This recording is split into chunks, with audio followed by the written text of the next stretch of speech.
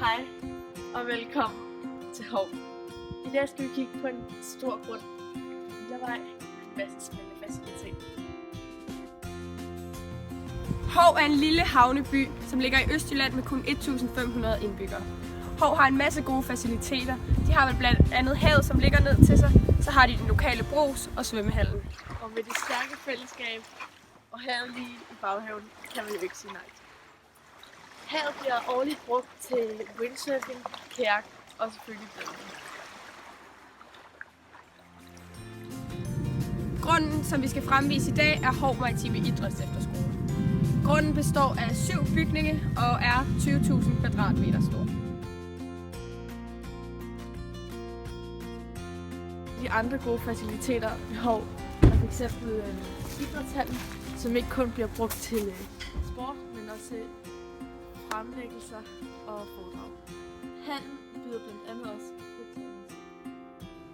Hov Maritime Idrætsefterskole byder også på et helt nyrenoveret lækkert køkken, hvor der er plads til god madlavning og en masse mennesker. Se her står vi ved den første bygning, der blev grundlagt på Bjørnkjær. Selvom at Bjørnkjær er en gammel bygning, så har den både charme og er super hyggelig. Nu er vi kommet inden for et Bjørnkjær, hvor det første vi vil gøre, er at vise et af de mange værelser fra. Selvom det er gammelt, har det jo masser af charme. Og herinde har vi både et fællesrum, et værelse, og så på at komme ind, så har vi også et bad.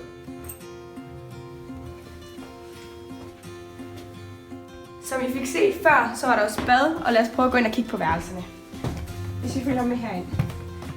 Så er der plads til både 3 senge, en køje og en normal, og endnu en gang vindue, mulighed for at lufte ud, og så er der en radiator for varme.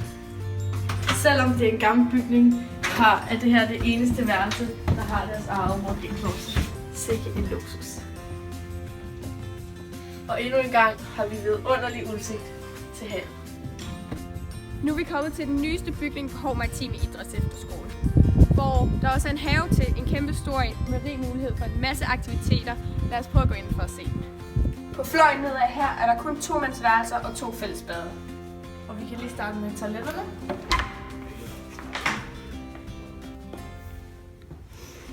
Og fællesbadet, som er fuldstændig nyrenoveret.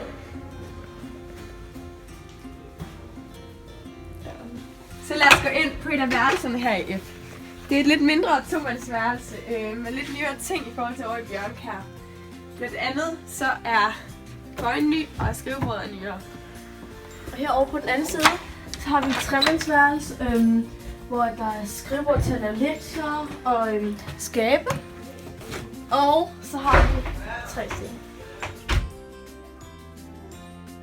En ejendomsmægler bruger i gennemsnit 1 time på at vurdere et hus.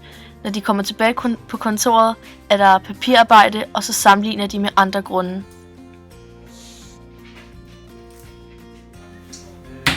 Og nu har vi regnet på det, og Hov Maritime Idrætsefterskole er solgt for 39,75 millioner.